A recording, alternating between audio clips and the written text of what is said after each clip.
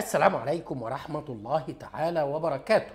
احنا قدام احتمالية قوية جدا بقصف إسرائيل للأراضي المصرية ولشرم الشيخ تحديدا، بدعوى أن القيادات متواجدة في شرم الشيخ لعقد مفاوضات، والاحتمالات دي هنبدأ نأكدها في الفيديو فضلا وليس أمرا. نحاول نتفاعل مع الفيديو ده علشان بعد كده نبدأ نشوف هل مصر أعز من قطر؟ مش ممكن، مستحيل. ومعانا الشواهد على ده كمان. مفروض ان بعد ساعات من الآن سيتوجه وفد إسرائيلي مفاوض إلى شرم الشيخ، اللي مفروض القيادات فيها قبل ما هم يوصلوا. يعني المفروض ان القيادات دلوقتي الرجالة يعني موجودين في شرم الشيخ، وإسرائيل بتقول زي ما هنبدأ نشوف مع بعض كده اهو، وفد إسرائيلي إلى شرم الشيخ للتفاوض حول خطة ترامب بشأن غزة. حول خطة ترامب بشأن غزة متى يصل؟ تعالوا نشوف مع بعض كده. قالك أعلن مكتب رئيس الوزراء الإسرائيلي بنيامين نتنياهو أن وفده المفاوض سيتوجه إلى مصر صباح الاثنين من أجل إجراء مباحثات غير مباشرة مع حركة حماس بشأن الخطة الرئيس الأمريكي دونالد ترامب لوقف الحرب على غزة، بعدما كانت متحدثة رسمية أفادت بأن الوفد سيغادر ليلة الأحد. وجاء في بيان عن مكتب رئيس الحكومة: سيغادر الوفد في الغد لمباحثات ستعقد في شرم الشيخ في مصر، مشيرا إلى أنه سيكون برئاسة وزير الشؤون الاستراتيجية. وكانت المتحدثة باسم الحكومة قد قالت للصحفيين في وقت سابق الأحد أن الوفد سيغادر الليلة ويترقب أن تبدأ المحادثات غدا، موضحة أنها ذات طابع تقني. دلوقتي احنا شفنا دلوقتي ان هم على موعد. طيب دلوقتي مين اللي حاطط الخطة؟ دلوقتي اللي حاطط خطة ترامب. طب ترامب بيقول ايه عن الخطة اللي هو متأكد انها غير مقبولة؟ متأكد انها غير مقبولة. بيقول الآتي، بيقول إذا أهو، تعالوا مع بعض كده نشوف. ترامب يتوعد بقضاء كامل على حماس إذا قررت البقاء في السلطة. وروبل يقول أن اتفاق غزة ليس مضمونا. سامعين؟ شايفين؟ ده أهو بي بي سي أهي، ده في البي بي سي أهو. توعد الرئيس الأمريكي دونالد ترامب الأحد بقضاء كامل على حماس إذا قررت البقاء في السلطة.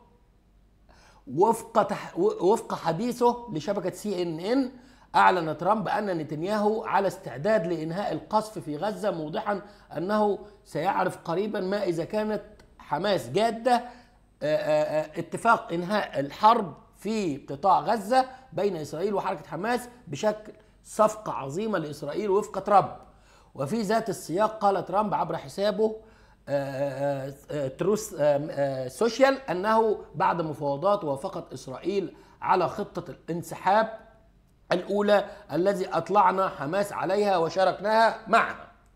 تمام. ودلوقتي زي ما حضراتكم شايفين دلوقتي هيتم اللقاء دلوقتي في شرم الشيخ بعد ساعات من الآن هيتم اللقاء في شرم الشيخ. وما هياش مصر أغلى من قطر عندهم، في احتمالية قوية جدا ان يتم استهداف القيادات بناء على الكلام اللي بيتقال دلوقتي. اللي حاطط الخطة ترامب واللي بيتوعد برضه ترامب. هو في كل الأحوال ايه اللي يرضيهم؟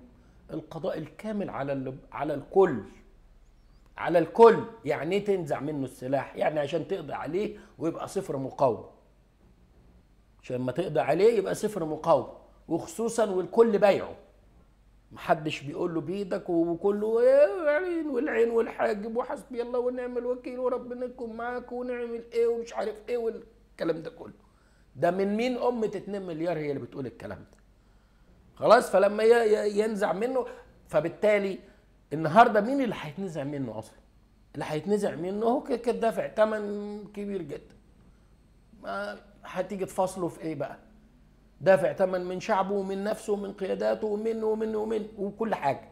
فهتيجي تفاوضوا على ايه؟ طب هل ترامب يدرك ذلك؟ يدرك ذلك تماما جدا. ترامب عارف ده كويس قوي، ونتنياهو عارف ده كويس قوي، والجيش الكيان عارف ده كويس قوي، والاستخبارات الكيان عارفه ده كويس قوي. ولان الموضوع لو كان هيتحل ما كان اتحل. تفاوضات ايه يا معلم؟ قول لي بس انت هتتفاوض مع مين؟ ها؟ مفيش قناعه عند ترامب ولا نتنياهو ولا جيش الاحتلال ولا المخابرات ولا اللي رايح ولا اللي جاي ان المفاوضات ممكن تثمر عن حاجه، عن ان هم يوافقوا عن بند نزع السلاح وترك غزه للاجانب هم اللي يحكموها ومش عارف ايه وايه. ما فيش الكلام ده. كان هيوافق من بدري. دي الشواهد بتقول كده. الشواهد بتقول ان اللي كان هيوافق من بدري. لكن هيجي بعد كل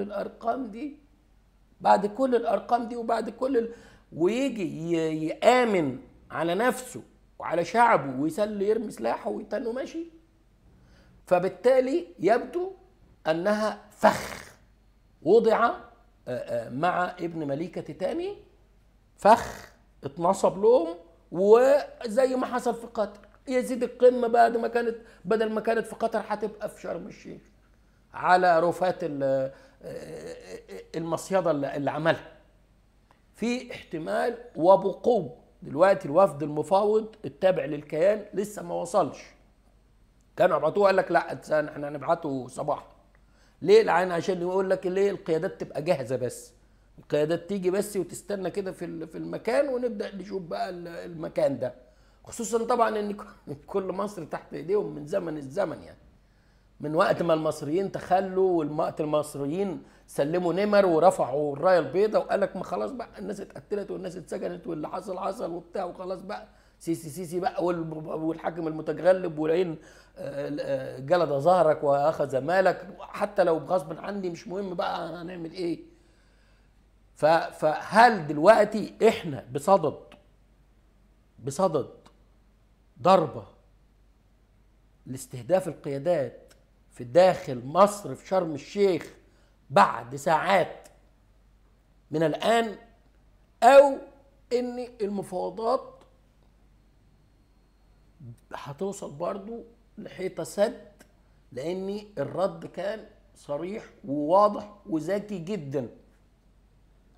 الرد كان موافقين، إنما حكاية نزع السلاح دي أصل مش عارف إيه، نقلوها نقلة عبقرية. كانت إجابة نموذجية لا حد يقدر يصد ولا يرد فيها. وبالتالي